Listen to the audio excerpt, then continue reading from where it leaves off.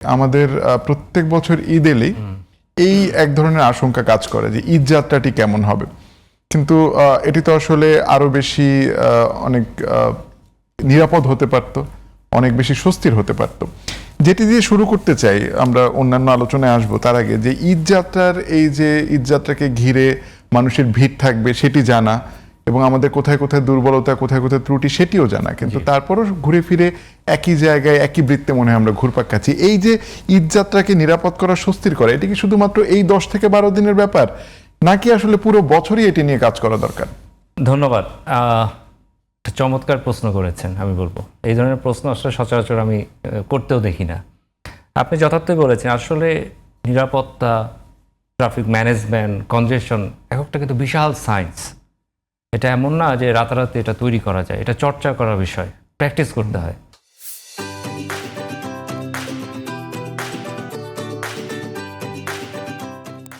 সারা বছর জুড়ে আমরা যেটা দেখি, সড়কে বিশৃঙ্খলা, কেউ নিয়ম মানছে না, কেউ আইন মানছে না, লক্কর চক্কর বাদ চলছে, ফিটনেসবিহীন গাড়ি চলছে, রুট পারমিটবিহীন গাড়ি চলছে, চালকের অদক্ষতা, চালকের স্বল্পতা, এই শব্দগুলো কি নতুন? নতুন না, কিন্তু পুরো বছর ধরেই তো আমরা শুনছি। তো আপনি যখনই ঈদ আসে তখন তো আসলে এটা আরো অস্বাভাবিক একটা সময়, যুদ্ধ অবস্থা। স্বাভাবিক সময়ে আপনি বিজ্ঞান বা সায়েন্সটাকে আপনি প্রতিষ্ঠিত করতে পারছেন না, অস্বাভাবিক বা যুদ্ধ অবস্থা আমি বলছি।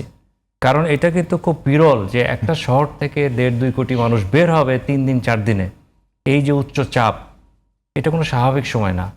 তো আপনাকে তো প্র্যাকটিস বা অনুশীলনটা করতে হবে স্বাভাবিক সময়ে, তারপর আপনি কঠিন খেলায় যাবেন।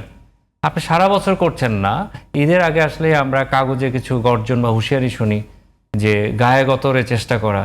আপনি বিজিবি সব টোল প্লাজায় নামিয়ে দিয়েছেন, হাইওয়ে পুলিশ, জেলা পুলিশ, কি কাজটা করবে আমার এটা প্রশ্ন।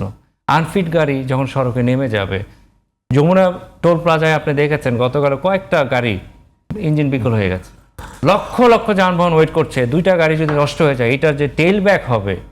আজকে কিছুক্ষণ আগে আমি দেখলাম যানজট 45 কিলোমিটার যমুনা ব্রিজের পূর্ব পাশ থেকে টাঙ্গাইল পর্যন্ত চলে আসছে। আপনি শুধু মানে এটা ইমাজিন করলে আমারই ভয় লাগছে যে এই মানুষগুলি আমার ধারণা 16 থেকে 18 ঘন্টা এই যানজটে বসে আছে। তাহলে আপনি আনফিট গাড়ি যদি সারা বছর নিয়ন্ত্রণ করতেন, রুট পারমিট বিহীন গাড়িগুলো যদি আপনি নিয়ন্ত্রণ করতে পারতেন, সড়কে যদি আইনটা মানাতে পারতেন সারা বছর ধরে, তাহলে এই ঘটনাগুলো কিন্তু ওই মাত্রায় হয় না। তবে আমি যেটা বললাম, যে পরিমাণের চাপ, এটা পৃথিবীর যে কোনো দেশে আমি যদি বলি যানজট কিছুটা হবেই। আমরা চাইনিজ নিউ ইয়ারে দেখি এরকম যানজট, ইভেন ইন্দোনেশিয়ায় তাদের ঈদ যাত্রায় তাদেরও এরকম একটা চাপ তৈরি হয়, কারণ জাকার্তা শহর থেকে প্রায় 1.5-2 কোটি মানুষ বের হয়। কিন্তু যে মাত্রার কথা বলছি, এবং তার সাথে সাথে আরেকটা জিনিস খুবই আমি মনে করি আশঙ্কাজনক, যে এখানে নিয়ার মিস হচ্ছে। নিয়ার মিস কেন হবে? লঞ্চগুলি ওভারলোড করে গেছে, ঠিক আছে, যাত্রীর অনেক চাহিদা আছে, সক্ষমতা কম, কিন্তু আপনার বৈরী আবহাওয়া, আপনার কি কোনো প্রেডিকশন নাই? মাঝ পথে সবাই মানে আল্লাহর নাম নিচ্ছে। আপনি এই দৃশ্য কেন আমাদের দেখতে হবে? আপনি যদি মানবিকতার কথা বলে সবাইকে যদি ট্রেনের ছাদে, লঞ্চের ছাদে, ট্রাকের ছাদে উঠতে দেন, সারা বছর ধরে তো এই ঘটনা ঘটছে। এই যে সিমেন্ট বোঝায় ট্রাক, আপনি নিশ্চয়ই মনে হচ্ছে ভালুকায় 10 জন মারা গেছে, সেটা ঈদের সময় না। পাথর বোঝায়, এবং সিলেটের এই রোডে প্রায় আমরা এই ধরনের দুর্ঘটনা দেখি, বিশেষ করে নির্মাণ শ্রমিক যারা আছে, নির্মাণের মানুষ, এই দুর্ঘটনা পড়ছে। এটা তো বছর জুড়েই হচ্ছে। তা আপনার বছর জুড়েই তো এটা প্র্যাকটিস করতে হবে। যে প্রশ্নটা আপনি করলেন, এটা তো শুধু ঈদের সময় আমি তড়িঘড়ি করে রাতারাতি সব ব্যাকরণ চলে আসবে, গ্রামার চলে আসবে, সায়েন্সটা তৈরি হয়ে যাবে, এই প্রত্যাশা আসলে কিভাবে করে সরকার, এটা আমার বোধগম্য না। এটা সারা বছর ধরেই আমি যেটা বলছি, আপনাকে চর্চা করতে হবে। হ্যাঁ, কিছুটা চাপ হবে, যানজট হবে, এবং যেহেতু মাত্রাতিরিক্ত চাপ, সেখানে ঝুঁকি থাকবে, দুর্ঘটনা হবে, কিন্তু এই মাত্রায় না। আপনার হাট বাজার তো নিয়ন্ত্রণ করছে না। সরকার থেকে বলা হচ্ছে যে আপনার অনেক সড়ক নাকি সংকীর্ণ, 10 লেন বানাবেন, লাভ হবে না।